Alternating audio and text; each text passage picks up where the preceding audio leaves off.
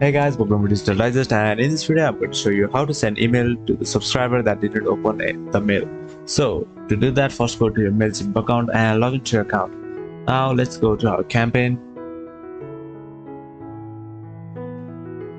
So here are our campaign. So I'm just going to replicate one of it. So click on replicate, click on save and exit. So over here all you have to do is click on edit recipients, and then here click on new segment, click on add filter, click on email interaction, and click on did not open, and select the replica sample. I'm just going to go with this, and then click on review segment.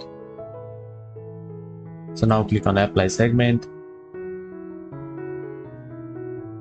Alright, so now all you have to do is finish the email and then click on send, and that is how your email will be sent to subscriber that did not open the email. Thank you for watching this video, and I'll see you on the next one.